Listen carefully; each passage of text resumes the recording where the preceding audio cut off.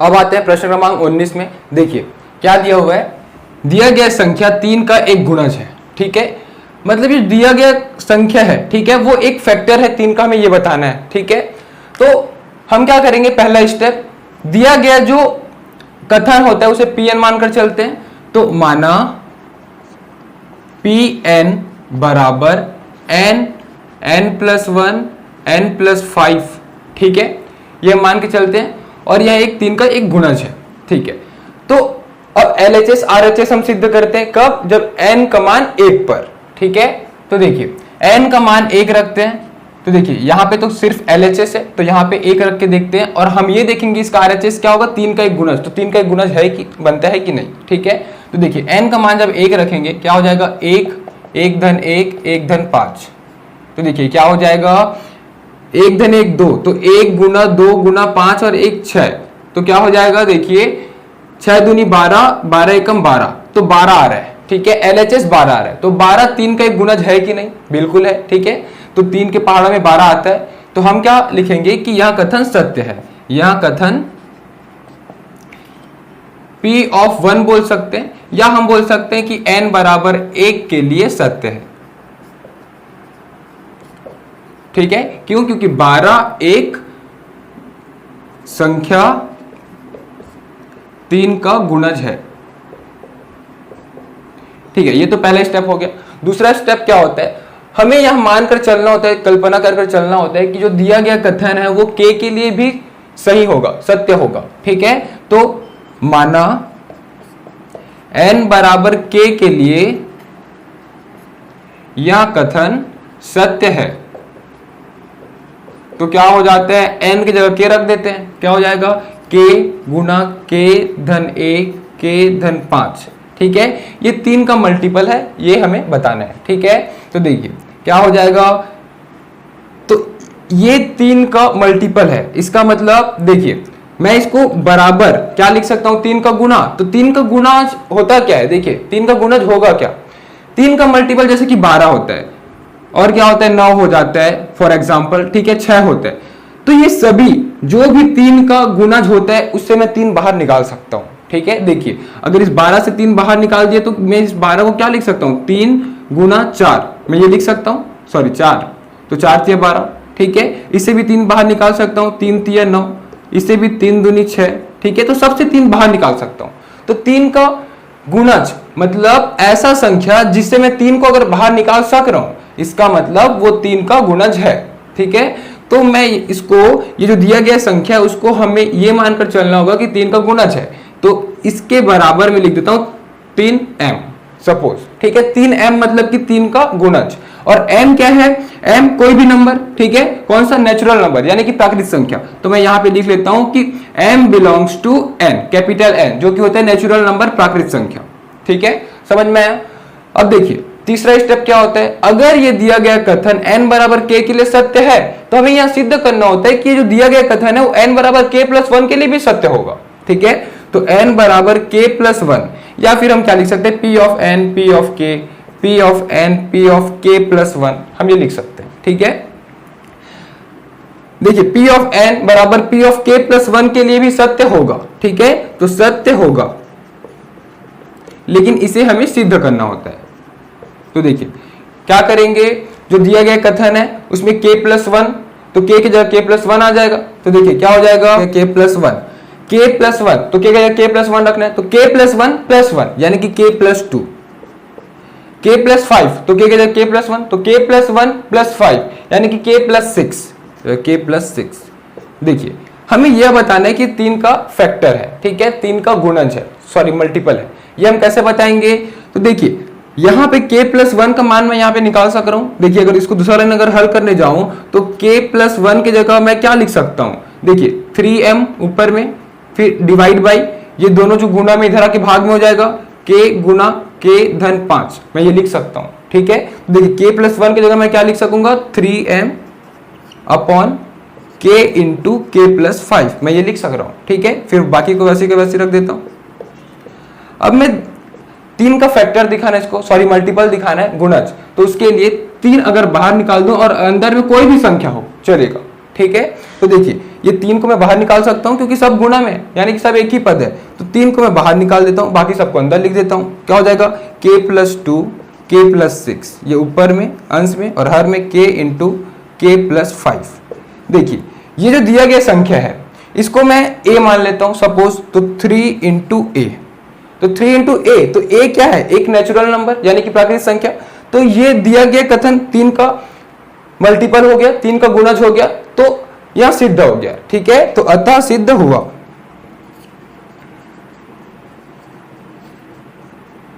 तो देखिए अब मैं कंक्लूजन क्या बोल सकता हूं कि जब भी p ऑफ k सत्य होगा तब p ऑफ k+1 भी सत्य होगा, ठीक है।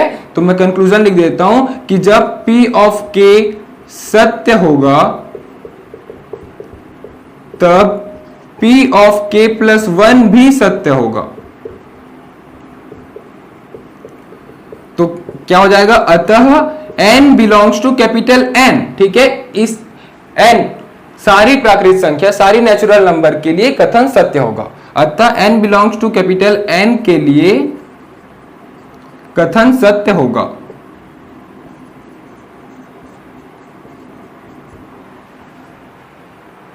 स्टूडेंट्स अब आते हैं प्रश्न क्रमांक 20। देखिए यह दिया गया संख्या 11 से भाज्य है, ये कथन को हमें सत्य करना है, ठीक है।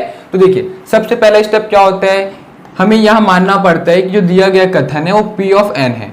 तो माना p ऑफ n बराबर 10 का पावर 2n - 1 + 1, ठीक है। ये 11 से भाज्य है, ये हमें सिद्ध करना है, ठीक है।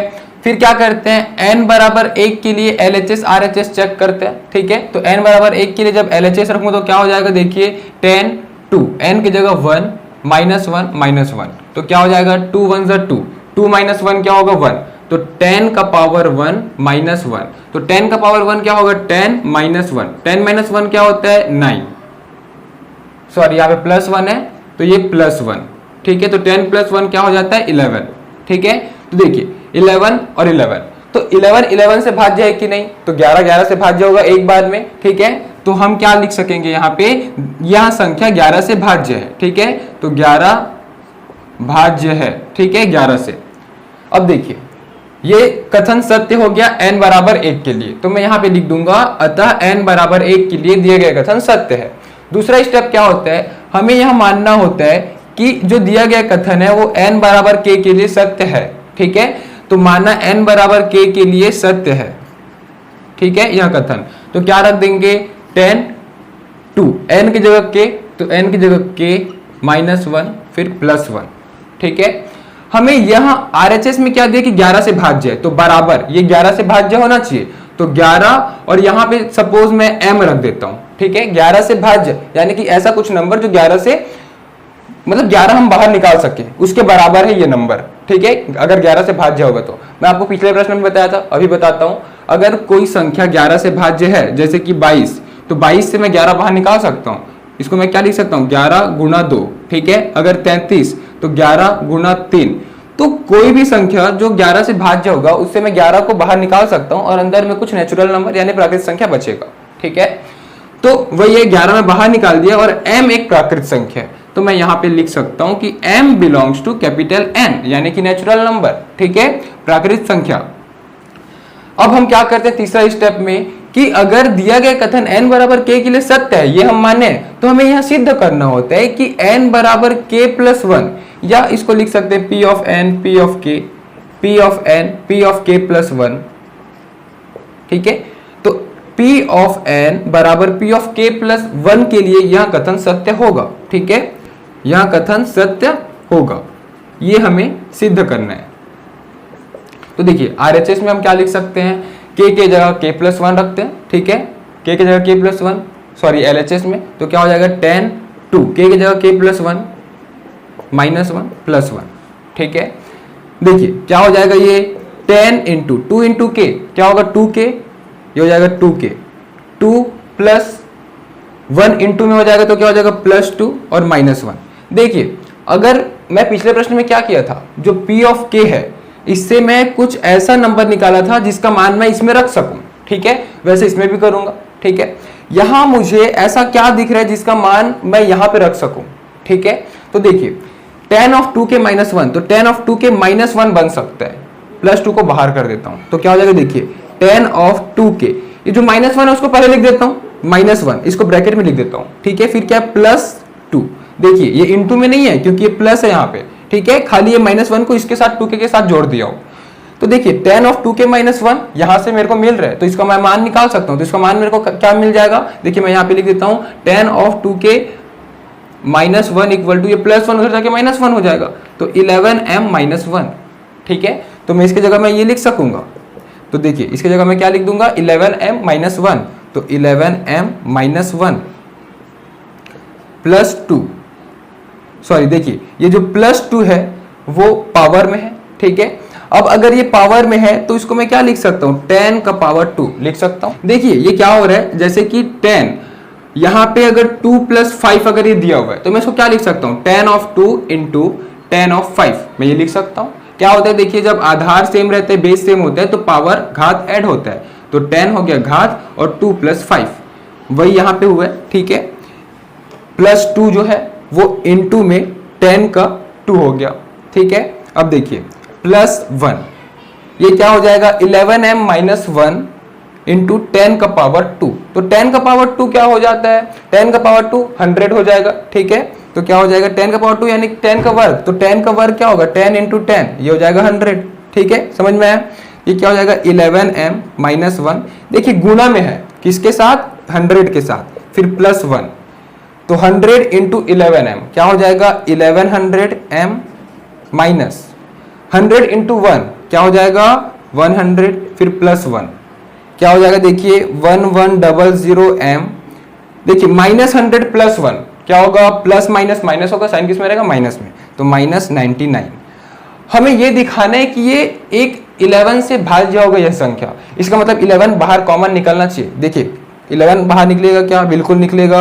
अगर 1100 में से 11 बाहर निकाल दिया तो क्या बचेगा, देखिए 1100 में से अगर 11 भाग कर दिया तो क्या बचेगा, 11 कम 11 ये हो जाएगा 100, तो यहाँ पे 100m, 99 से 11 बाहर निकाल दिया क्या बचेगा 9, ठीक है। अब देखिए मैं इसको क्या लिख सकता हूँ, ये तो 11 बाहर निकल चुका है, ये जो ब्रैकेट के अंदर जो संख्या है उसको मैं कोई भी नंबर ले लेता हूँ, कैपिटल ए ले लेता हूँ सपोज, ठीक है, तो 11a मैं इसको लिख सकता हूँ 11a, और a क्या है, तो a जो है वो बिलोंग्स टू नेचुरल नंबर, कोई भी प्राकृतिक संख्या है, ठीक है, इसका मतलब ये 11 से भाज्य होगा, तो यह सिद्ध हो गया।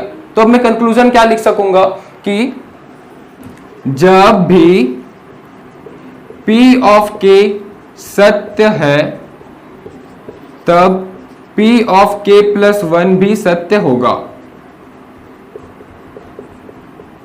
ठीक है। और लास्ट क्या लिखेंगे, जो दिया गया कथन है वो n बिलोंग्स टू, ठीक है, तो क्या लिखेंगे, अतः n belongs to capital N, यानी कि n के हर प्राकृतिक संख्या, हर नेचुरल नंबर के लिए दिया गया कथन सत्य होगा, अतः n belongs to capital N के लिए कथन सत्य होगा। तो इस प्रकार बनेगा यह प्रश्न। स्टूडेंट्स अब आते हैं प्रश्न क्रमांक 21। देखिए क्या दिया गया है, यह जो दिया गया है वो x + y से भाज्य है, हमें ये बताना है, ठीक है। तो x + y से भाज्य यानी कि x + y को मैं बाहर निकाल सकूं और अंदर में कोई भी नेचुरल नंबर यानी कि प्राकृतिक संख्या हो, ठीक है। तो देखिए सबसे पहला स्टेप जो दिया गया कथन है उसे P ऑफ n मानकर चलते हैं, तो माना P ऑफ n बराबर x of 2n minus y of 2n, ठीक है, और ये x + y से भाज्य है। अब क्या करते हैं कि n बराबर 1 के लिए LHS RHS चेक करते हैं, ठीक है, तो n बराबर 1 के लिए तो n की जगह 1 रखते हैं, तो क्या हो जाएगा x का पावर 2 × 1 y का पावर 2 × 1, ये क्या हो जाएगा x का पावर 2 माइनस y का पावर 2। देखिए क्या हो गया a² - b², इसका मतलब x + y x minus y। तो देखिए ये जो आया है वो x + y से भाज्य है कि नहीं, बिल्कुल है, क्योंकि x + y को मैं बाहर निकाल सक रहा हूं और अंदर में ये कुछ नेचुरल नंबर प्राकृतिक संख्या x - y है सपोज, ठीक है, तो यह क्या हो गया, यह x + y से भाज्य है। तो देखिए ये जो दिया गया कथन है वो n बराबर 1 के लिए तो सत्य हो गया, ठीक है, तो यह कथन n बराबर 1 के लिए सत्य है, ठीक है। अब दूसरा स्टेप देखते हैं। दूसरा स्टेप में क्या करते हैं कि हम यहां मानते हैं कि माना n बराबर k के लिए दिया गया कथन सत्य है, यह हम मानकर चलना पड़ता है, ठीक है। तो माना n बराबर k के लिए कथन सत्य है, ठीक है। तो क्या हो जाएगा, n की जगह k रख देंगे, क्या हो जाएगा x का पावर 2k माइनस y का पावर 2k, ठीक है। और ये किससे बराबर है, x प्लस वाई से भाज्य है, ठीक है। तो x प्लस वाई एक संख्या होगा, ठीक है, कोई प्राकृतिक संख्या होगा जिससे भाज्य होगा। तो भाज्य यानी कि कोई नेचुरल नंबर होगा, कोई प्राकृतिक संख्या, सपोज m ले लेता हूं, ठीक है। और मैं यहां पे लिख लेता हूं m belongs to capital N, यानी कि नेचुरल नंबर, ठीक है, कोई प्राकृतिक संख्या होगा, ठीक है। अब क्या करते हैं, अगर दिया गया कथन n बराबर k के लिए कथन सत्य है तो n बराबर k प्लस 1 के लिए भी सत्य होगा, ये हमें सिद्ध करना रहता है। इसको p ऑफ n लिख लेता हूं, p of k plus 1, p of n, p of k, ठीक है। तो p of n equal to p of k plus 1 के लिए भी सत्य होगा, ये हमें सिद्ध करना है, ठीक है, सत्य होगा, ये हमें सिद्ध करना है। तो देखिए क्या हो जाएगा, k की जगह k प्लस 1 रखेंगे, क्या हो जाएगा x का पावर 2 फिर k प्लस 1 k की जगह माइनस y का पावर 2 फिर k की जगह k प्लस 1, ठीक है, समझ में आया। अब देखिए हम क्या करते हैं, पिछले दो प्रश्न में देखे हुए हैं कि यहां से कुछ ऐसा पद निकालते हैं जिसका हम मान बदल सके, किसके मदद से, ए p ऑफ k वाले से। तो यहां पे मैं देख रहा हूं x ऑफ 2 का पावर k है, y ऑफ 2 का पावर k है, मैं यहां से x ऑफ 2 का पावर k निकाल सकता हूं या फिर y का 2 का पावर k भी निकाल सकता हूं, ठीक है। तो मेरी मर्जी, कोई सा भी निकाल सकता हूं।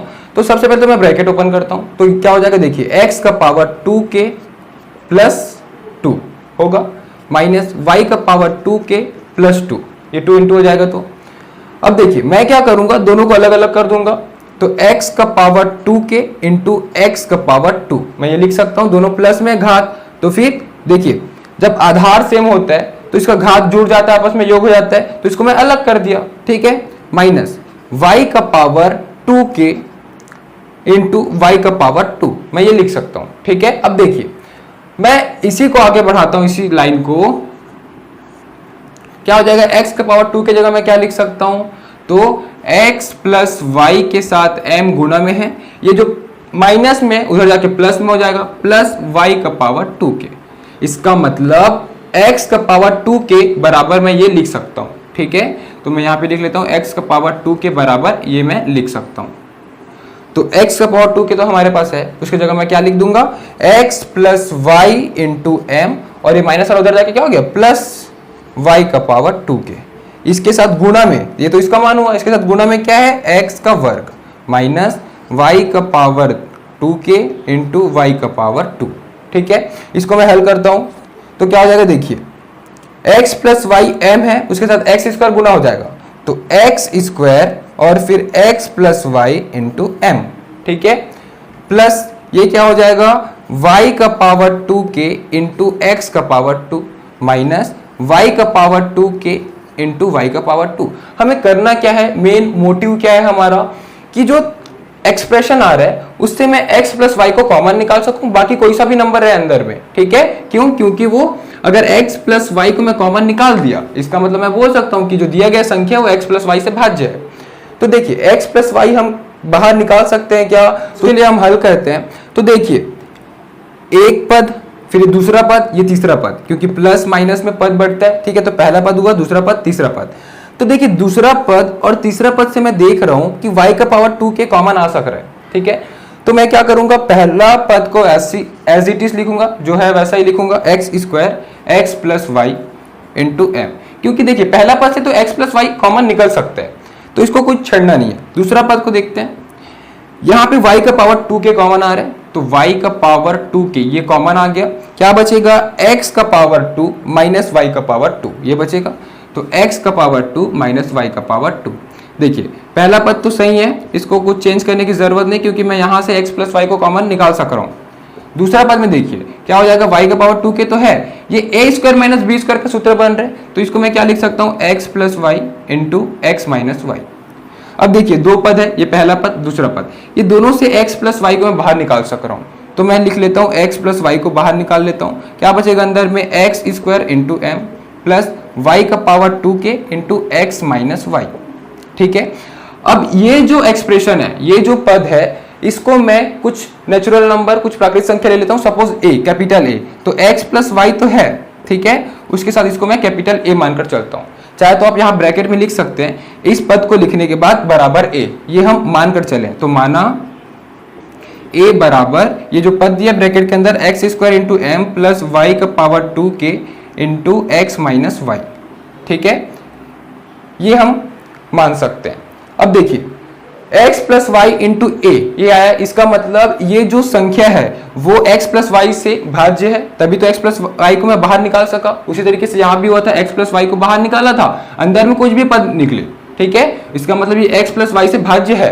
ठीक है, तो मैं क्या बोलूंगा कि अतः सिद्ध हो गया। तो कंक्लूजन में क्या लिख सकेंगे कि जब भी p ऑफ k सत्य होगा तब p ऑफ k प्लस 1 भी सत्य होगा, अतः n belongs to capital N, यानी कि n के सभी प्राकृतिक संख्या, सभी नेचुरल नंबर के लिए दिया गया कथन सत्य होगा।